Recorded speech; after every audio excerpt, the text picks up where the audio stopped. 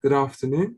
I'd like to welcome everyone to this week's edition of Imperial as One's Belonging series, where we explore the lived experiences of individuals from the Black, Asian and minority ethnic communities. And it's a real privilege today that we have Xiao Yun Xu, Professor Xiao Yun Xu, who is a professor of chemical engineering and the director of the graduate school. And Xiao, it's really good to have you here with us today. And I know that we're going to have a really good time sharing and listening to your story. I'm going to just start off by asking a question relating to how you gained your sense of belonging and your sense of identity as you were growing up. What was it that gave you that sense of who you were?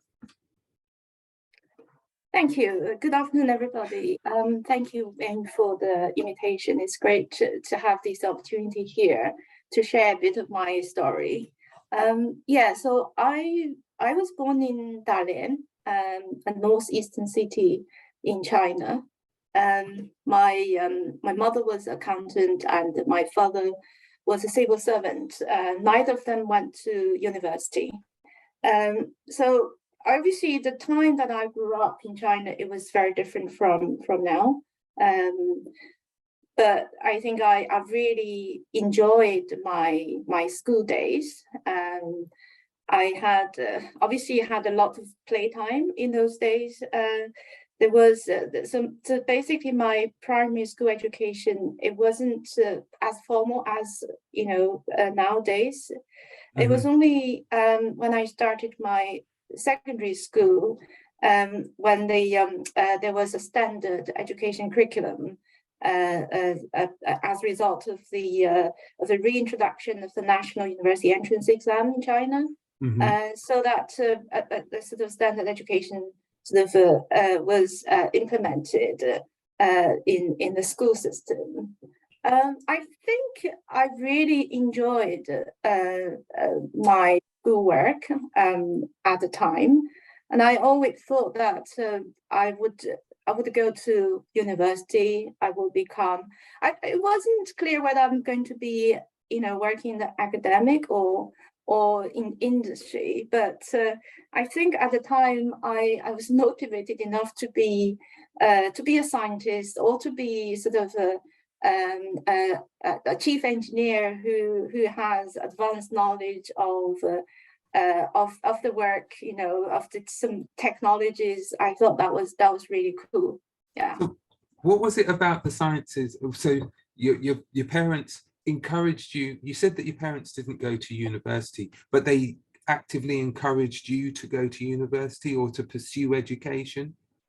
Well, yeah, because I mean, obviously in the early days, when I was in the primary school, there wasn't. I think it was during the Cultural Revolution period, and universities was not open to everyone. Right. So it's kind of a different world at the time. There wasn't sort of a systematic sort of educational curriculum. I spent a lot of time playing, of course, lots of free time, which is really good. Yes, and then, but obviously when the university, the National University Entrance Exam started, my parents encouraged me to study because I was naturally very good at school, and I think that I didn't need a lot of pushing from them. I was always a quite self-motivated person myself, so it was a way that I wanted to do, and I enjoyed being good at school, and I enjoyed helping my classmates with their work. I think it was just something that naturally I feel I should be doing. Yeah. Right. Okay. Yeah. So clearly you passed your exams, the entry exams to get into university. Yeah. Okay. So it was actually quite It's slightly out of the standard system, because I think when I was about 13 or 14 in the secondary school, I was ill and I got infectious disease, and I was hospitalized for 2 or 3 months, and then recovered from home for like after months, for another month afterwards. So obviously I missed quite a bit of that school year, which is important part of the school life. So, but when I was recovering at home, I realized that I wanted to kind of just to learn by myself. So I just got the books, and I taught myself mathematics and some other subjects. So when I was good enough to go back to school, I decided to take part in the end of the term exam, and I ended up having a really high score. So my teacher was really surprised and say, you missed half the year of the school, and who taught you? And I said, I just learned by myself. And I think that was a changing point, because my teachers realized that there was probably something else I could do. So they allowed me to skip a whole year and to enter the National University entrance exam a year earlier. Yeah. So I skipped a year, and I basically learned all the stuff that should have been taught in the final year of the high school, the year before the university entrance exam. And so yeah, I managed to get to university a year earlier than most people. So I was 16 when I went to university. Well, I was one of the youngest students in the class. That's amazing. That's because, well, you may have got there when you were 15 had you not had that kind of like right. Yeah. But that's an amazing story, the fact that despite, so what was it that whilst you said that you just picked up the books and you said, I'm not going to just sit here and just in my sickness, as it were, I'm going to do something. Where's that motivation come from, do you think? What is it that drives you in that way? Well, it's difficult to say, because I was really bored, you needed to do something. Mm-hmm. I think at the time I was, I didn't want to miss a whole year, and mm-hmm. I just didn't want to waste the time, and mm-hmm. I never knew I could learn by myself before, so I thought, just give a go and try and see if I could do it. So I, and then I found, so obviously I started with my strongest subject, which is mathematics. Right. And I did the whole book in a couple of weeks, and then right. I thought, oh, that's pretty easy, so I could do it. Yeah. So clearly then your teachers weren't sending home like nowadays teachers would be sending work home. So you just set your own parameters as to I want to learn this. So it was, could I say it was your curiosity that kept you going? Would that be right? Yeah, I think definitely, yeah. So I was curious of finding out, I was, obviously I always want to learn more, mm-hmm. And I was curious to, and I think the other thing is, it's probably something I wanted to challenge myself, mm-hmm. I wanted to try things that I've never tried before. So, obviously, if I were not ill, if I carried on, I might not have that opportunity. I probably not know that I could do it. But mm-hmm. It just happened. Yeah. Yeah. That's really, really, really interesting. And it's so exciting to hear the fact that you basically taught yourself a year syllabus plus in effect. The one question that I was kind of like curious about was, you've gone into like engineering, mathematics was your strong point. Oftentimes when people have an experience like you did where you were sick and everything else, why did you go for mathematics as opposed to go towards engineering as opposed to going towards medicine?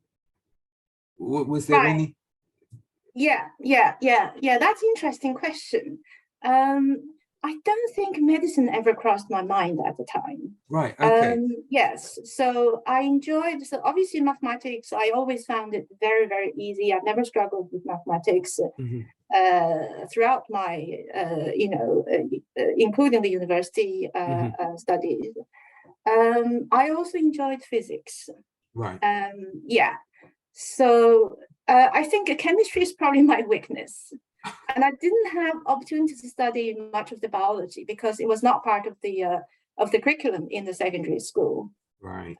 So that's probably part of the reason why medicine never crossed my mind. Right. Okay. I think the other reason was that, so there was, when I was little, there was a film where the main role was a female chief engineer, Right. and who appeared to be extremely knowledgeable, and she was the person who everyone else would go to find a solution around. I think it was like a chemical plants with lots of controls and stuff. And I think it was just really cool that she knew everything. And I thought, oh, I want to be like her. I just want to be the person who everyone else would come to me when I have a problem, and I would have the answer to that. So yeah. I'd love to know what that film was, because that sounds really, really. So it was kind of like a distant role model, even though it was a movie, a film. That notion was set in your mind to say, I would like to be that person. Yeah. Yeah. That's brilliant. So when you went to university, what was it that you studied? And it's along the lines of math. Was it chemical Yeah, engineering? it's What was it? engineering. It was it's got a weird name at the time. I was studying in a department called shipbuilding, department of shipbuilding, Right. and specialized in combustion engines. Right. So I think in the Chinese university system, the subject was sort of fairly sort of defined, fairly specialized in a particular area. So unlike here, if you do mechanical engineering, do a broader sort of a mechanical engineering, but there it's very much refined. So my major was in combustion engines. Yeah. For large marine ship in the Department of Shipbuilding. But they changed the name of the department now, and it's called the thermal energy, which is a much broader sort of a name for the department. So I went. The university is the best university in my hometown in Dalian, and I think it's my parents who wanted me to go to that university because they considered that they didn't want me to leave home, go too far at that age. So I just went to. They offer the university is very good. They have the subject that I liked, so I just went there. So did a lot of mathematics. Fluid mechanics, thermodynamics, the kind of subject that's still quite relevant to what I do now. Yeah. So I'm going to ask a kind of like a tangential question in terms of the fact that you went when you were just 16.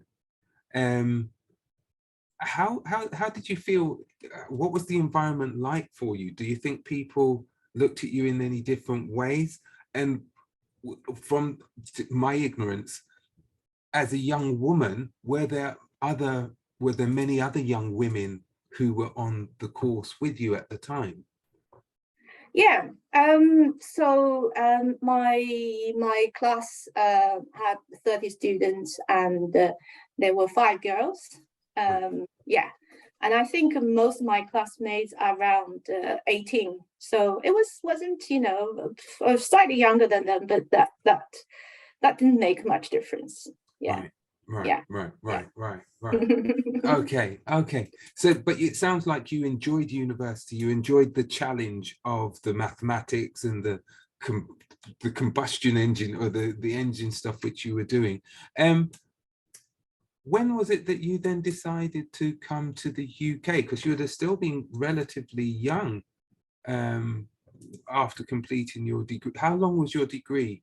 And did you Yes, work so it's the afterwards? standard, the engineering degree, the bachelor degree takes 4 years. So Right. it's 4 years. I graduated at the age of 20, and so naturally that I wanted to do a postgraduate degree. So there was a national entrance exam for postgraduate studies. Mm-hmm. And I took that exam, and I did quite well. So I carried on to do a master degree in China. Mm-hmm.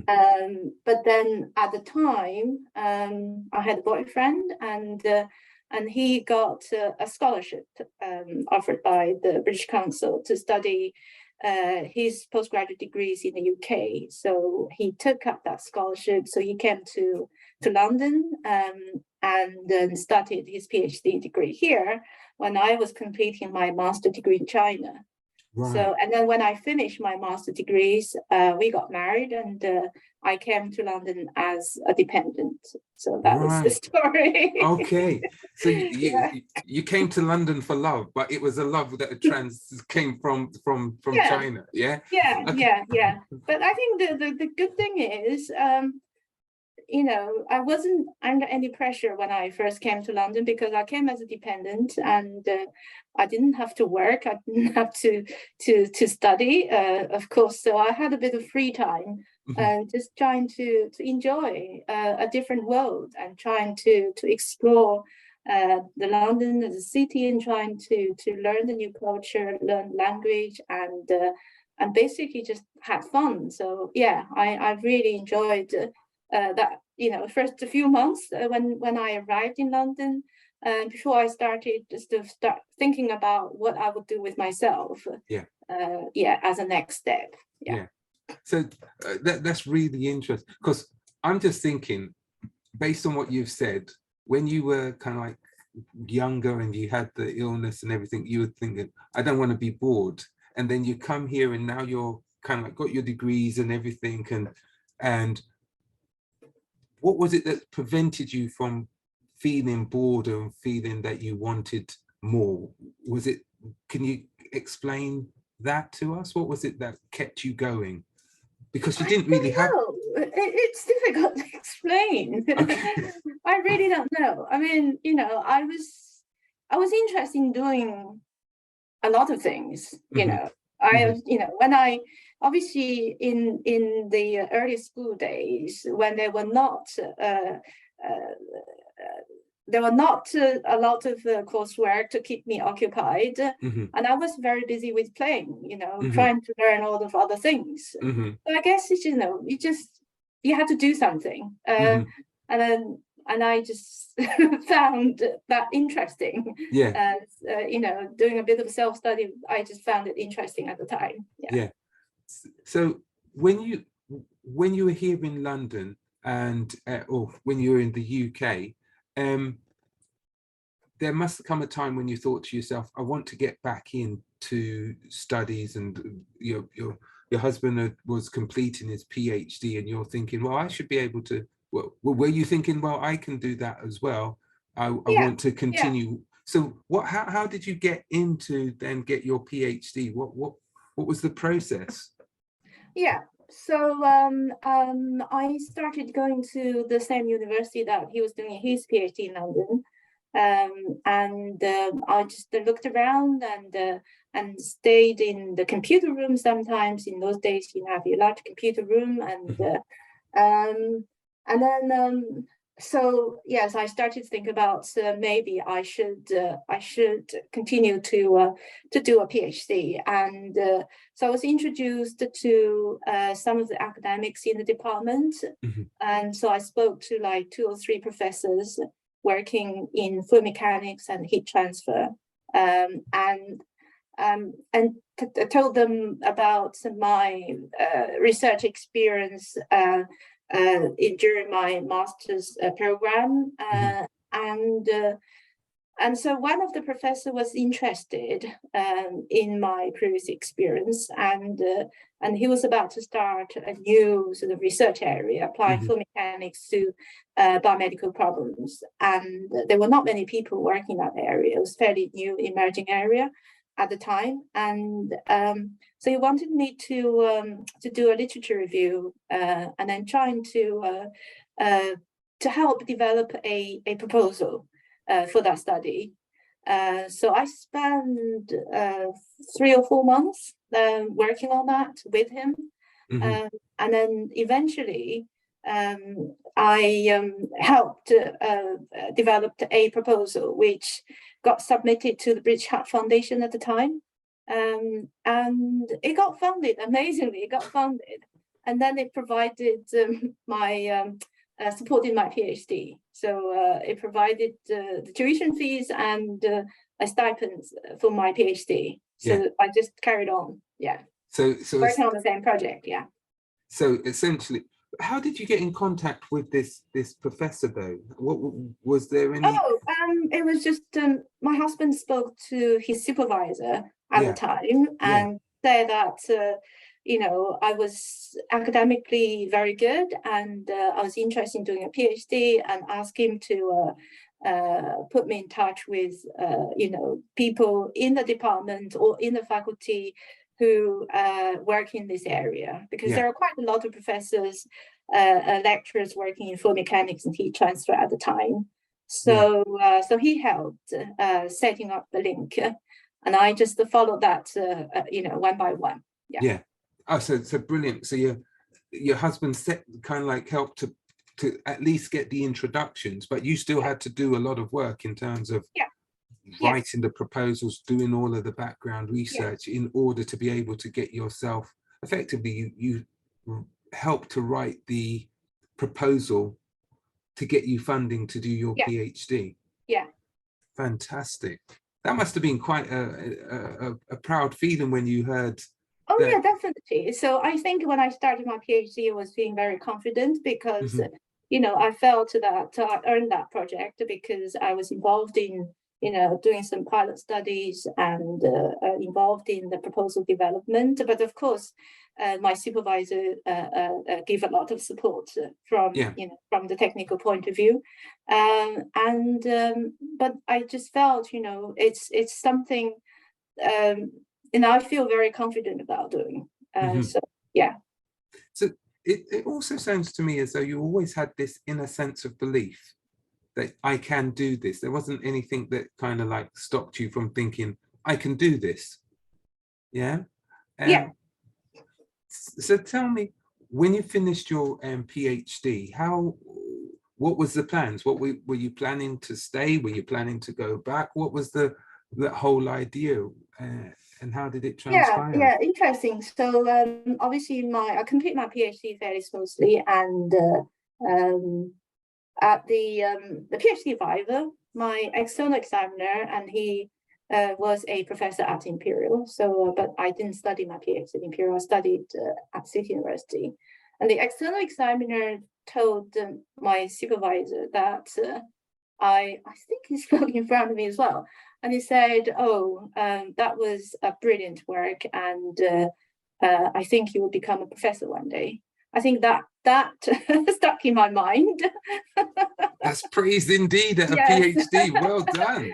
Yes, and then it does. I mean, when the external examiner said that to you, at that stage, I think it makes a lot of difference. Yes. So I thought, I should, that's probably the way that I should follow. But in terms of the plan, I think at the time that before I finished my PhD, I already wrote another proposal for my postdoc. And then again, that got funded. So I had a very, very good or lucky or very good success rate. Good track record. Applications in the early days. So it got funded. So naturally, I was appointed as a postdoc on that project, which I helped develop. So so I just carried on as a postdoc. And I think at that point, the other thing on my mind was to to start a family. So I Yeah. had my son Yeah. as soon as I finished my PhD. Right. And then I just carried on as postdoc, one after another, with the proposal that I developed, because I enjoyed the working relationship with my supervisor at the time. Yeah. He was very kind, very considerate, very supportive, and especially, given that I had a young son at the time, and we had no reach to our family support. Yeah. So he allowed me to have flexible working. So, I could actually, even in those days, I could work from home sometimes, so I didn't have to come to the office all the time, which helped a lot. Yeah. So I really enjoyed that working relationship, and so I stayed as a postdoc for quite a few years afterwards. Yeah. So having it sound like your supervisor provided you with a good work-life balance and enabled you to, one, express yourself so that you could write grants and things like that, but also gave you the flexibility to work around the needs which he saw you having. Am I right in that? Yeah, exactly. Yes, I think I'm ever so grateful for what he has provided. Yeah. So I'm not gonna.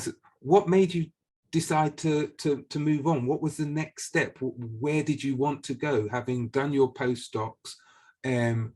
But I'm still amazed at what the external examiner said. So in the back of your mind, you still had ambitions that, I'm going to be a professor. So where was your next step taking you? Well, yeah. So it wasn't all plain sailing, because at some point during my postdoc years, I was actually, had a bit of downtime thinking about, the difficulty of balancing a demanding academic life and a family life. So, at some point I thought maybe I just carry on as a postdoc for a few more, for a bit longer. And because it's quite easy to balance with less responsibilities, because as long as you're good at doing your research, you deliver your research, I think that would fulfill the basic requirement as a postdoc research associate. But then I think, yes, there obviously there are some external triggers. There's something, some change with my supervisor's position, and which I will not go into the details about. But then it got to the point where I needed to think about my next step. And then at that point, there was opportunity at Imperial in Department of Chemical Engineering as advert for lectureship. And so I applied for it, and then I got the offer. So that was it. So I'm going to ask the question, how many applications did you put forward, if you don't mind me asking? Well, I think at that point, only one. That was the one. Yes. So I was comfortable in my position, postdoc position, and then there could be opportunity, and then there would be opportunity for me to stay on as a lecturer over there without having to move around. And so I wasn't actively looking for other positions. So the Imperial, I actually applied past the closing date.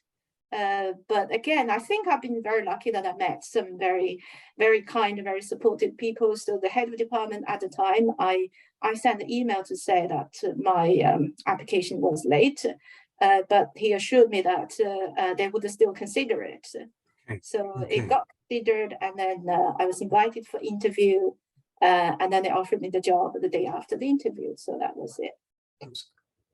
I'm going to ask a question. Have you stayed at Imperial ever since that time?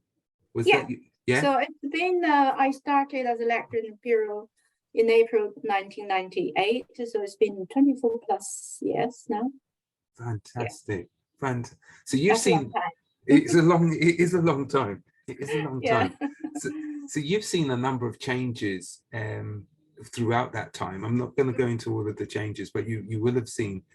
But have you always felt that you've been able to express yourself in the same way that you had, because it sounded like from very early on, you were able to express your views, be able to contribute. How has that been for you at Imperial? Have you been able to make those contributions, and what is it that's kept you here? Yes, I think my experience at Imperial has been very positive. The department has a good culture, environment has been very supportive from early days. Because in the first few years, I did not live in London. I lived in Huntingdon, so there was a bit of commuting, about 1 hour train journey to central London. So I was allowed to come in late and also work from home for 1 or 2 days a week. So my teaching, all my teaching duties was scheduled to start after 10 a.m.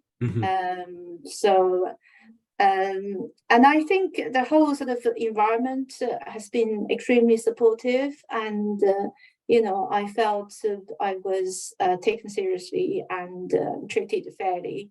And that carried on. And obviously I enjoyed the academic freedom. There wasn't anybody to dictate you what you should do in research. So I had the complete freedom to decide what I wanted to explore and to start building my own groups. So I think in early days, I was also very lucky with my grant application. So I got most of the grants awarded, and I was able to start building my own small team. So I had 2 postdocs and a couple of PhD students to start with. I was trying to be realistic rather than too ambitious. I think, I mean, obviously on reflection, I thought I could probably have been, I could have been more ambitious at the time. Right. There were lots of opportunities which I probably have missed in terms of research opportunities. But I was trying to be realistic so that I could also have a good balance, with my family life and academic life. So you made a conscious decision to be realistic about where you could go. So probably to prevent burnout or to overload yourself, and that's paid dividends for you. Could I ask, when was it that you were made a full professor then? Because you came in about 10 years later. About 10 years later. 10 years after I joined Imperial. Yeah. So I obviously I progressed to senior lecturer at the normal pace because the promotion criteria was quite different at the time, and to be promoted to senior lecturer, you needed to have graduated your own PhD students, and that's no longer required at Imperial now. But to fulfill that requirement, I think it needs about 4 or 5 years to get your first PhD students admitted into the system and to take them all the way through successful completion. So I got my first promotion in 4 or 5 years, and then I was almost ready for my readership at the time because my research output was very good. And then I got to the reader and then got through to a full professor. Fantastic. So I don't know how it was when you got the professorship on that day, but did you think back to that conversation that you had heard that the external examiner from Imperial had said to you to say, how did that make you feel at that time? I was very grateful for the external examiner who made that comment. I think it gave me the confidence in believing myself in what I could achieve in my life. So for me, it sounds like really powerful words, because those words help to, it's pretty much like the film which you watched as a little girl, where you saw the lady who was in charge and then going on to do your PhD and getting those words to say, this lady is going to be a professor one day. And it was almost like a fulfillment at that point to say, I've made it. Did you ever feel like you've made it, or has there always been something? Yes, obviously, yes. I was, it was a great sense of achievement. Fantastic. One question then, because I know that your main area is chemical engineering, but in addition to the chemical engineering, I know that you've got a number of other hats and roles which you do within the college. What attracted you to those roles which you're doing, and how have you actually gone about getting them, or how have you felt that you've been perceived when you've been in those positions? Yes, so I think it started with first within the department, so that after I became a full professor, so I was given the opportunity to be the director of the postgraduate studies within Department of Chemical Engineering, and I served in that role for 4 years, and I quite enjoyed doing that. And then I think there was opportunity in the college where there was a call for advert for college council. So don't know how many people know about the councils. So in the college, each faculty has 2 councils. In total, there are 7 councils, including a senior council. Right. And then these are elected roles, but the system requires a nomination in the first place. So my then head of department approached me and thought it would be a good opportunity for me to serve as a college counsel.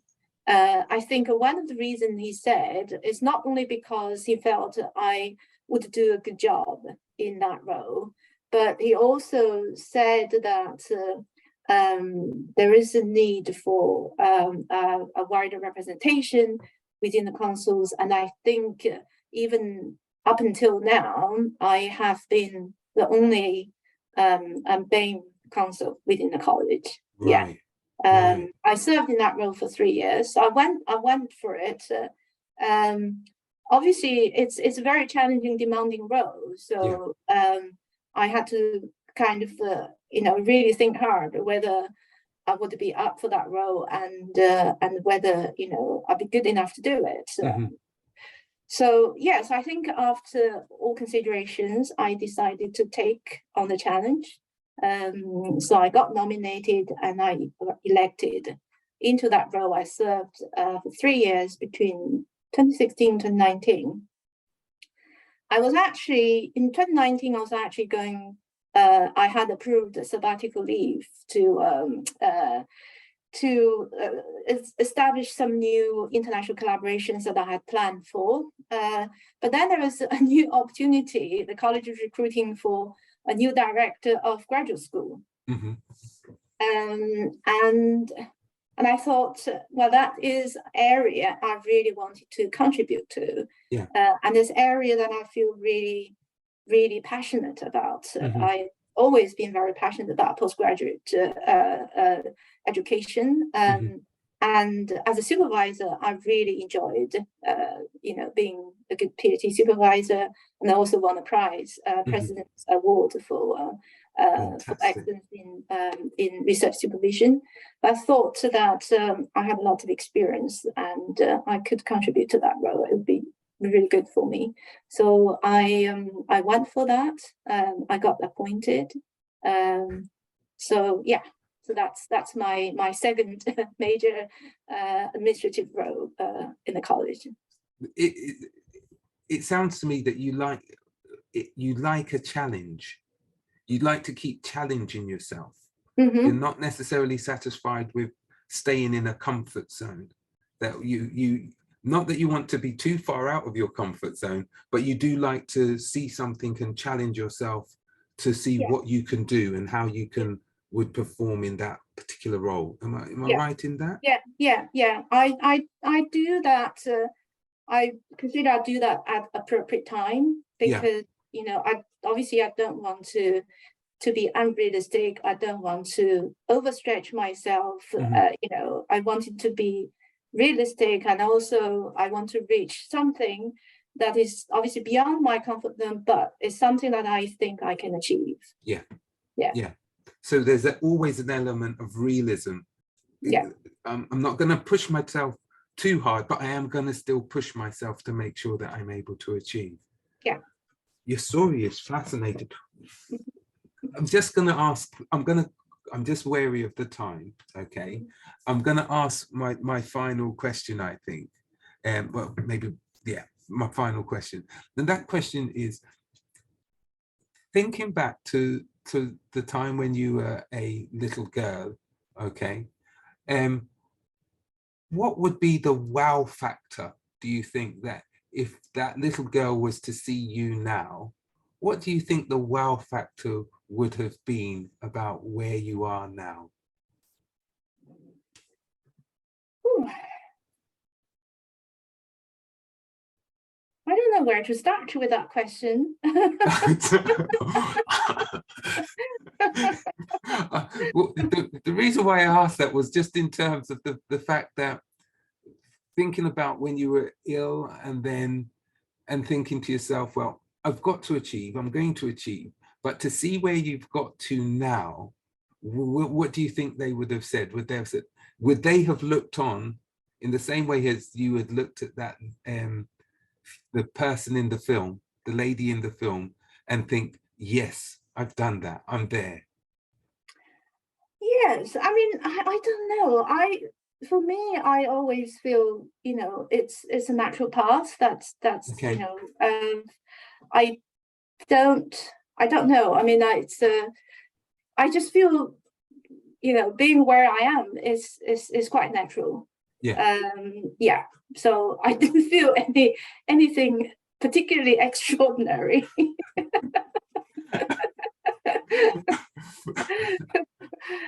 I hear what you're saying, but I do think I was trying to find out if you were one of the first female Chinese female professors at Imperial, but I couldn't find the data to suggest that.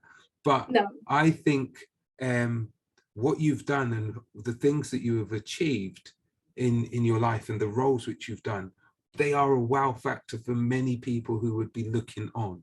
I know what you say, it seems natural, but for many, there's a lot of things which I'm sure you haven't said, but I know that you've had to have endured and gone through to get to the position that you are at now and are doing so well in, so to me, it's a testament of your nature, your curiosity, and wanting to actually make the best of the situations that you're in. Okay. But I'm just so thankful that we've had this opportunity today to have this conversation, because it's been a really oh, sorry, we've got a question. Sophie, do you want to ask your question? Yeah, normally I usually don't have a question, but Okay. I know, hearing your story and just about like your whole journey and stuff, it's very apparent to me that you had a lot of support throughout the way and had excellent supervision and encouragement to the point where I would say probably inspired you to be a good supervisor and take on those roles. So I guess in your role now, how do you ensure that level of supervision and that culture maintains and spreads? Because I think that I'm an equality, diversity, inclusion coordinator, and some of the issues that I've seen in the past like 4 years working in EDI is that PhD supervision. And sometimes that is what leads some PhD students to drop out because they don't have that encouragement or support. Yeah, that's a very good question. Yeah, so obviously there are two things. One is that as a supervisor myself, so I'm still active supervisors. I supervise. Currently, I have still 6 full-time PhD students, so my supervision style is inclusive and supportive. So I take time to understand my students as individual, because everyone is different. And it's not just because of their own sort of personalities, their background, and they also have different strengths, technical strengths. I'm trying to make sure that I support them in a way to help them realize their full potential. So I'm making a lot of effort in doing that myself as a supervisor. I think that at the college level, as the director of graduate school, we also we've also done a lot of work. One in this area is to start a new supervisor training program, which I think we will start in October. And that will provide new supervisors all the support and training required, and also allow existing experienced supervisors to refresh their own experience. There are other initiatives that the graduate school are taken on to help develop specially tailored supervision workshops, which we deliver at the departmental level, and trying to encourage good supervision, sharing good practice in research supervision. Okay. Yeah, that's great to hear. Yeah. Sophie, that was a great question. Thank you. That was really, really good question. And I'm glad to hear about the different initiatives which are being put in place in order to enhance the supervision experience of students who are going through graduate school at Imperial College. So that's fantastic. Is there anything else that you think that we would benefit from, or students would benefit from, as they go through they're going through their academic journeys?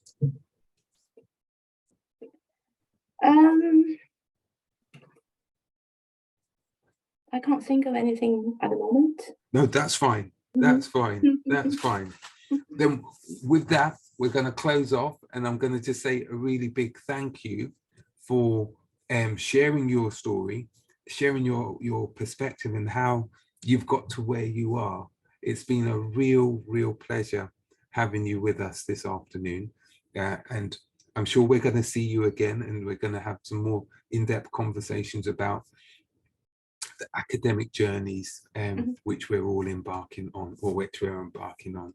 Okay, so really another really big thank you for sharing your time with us this afternoon. I'm just gonna Thank you very much. I'm just gonna let everybody know what's happening for next week. And so next week our guest will be Professor Hashim Hamid, and he is the chair of urology in the Department of Cancer and Surgery at Imperial College, and he's going to be our guest next week, so please tune in for that. And if you have missed any of the other episodes, you can go to our YouTube channel, which is tinyurl.com/belonging-IAO, and there is a piece which goes into, I think you are now our 108th guest that we've had on Belonging. So we had a little celebration. If you want to see about some of the other guests, then please go and have a look. But once again, I want to say a big thank you for everybody who has contributed to the Belonging experience. And we hope that you'll all have a good weekend, and we'll still maintain our approach to finding out how we can belong. So thanks very much, and we will see you soon. See you next week. Bye-bye.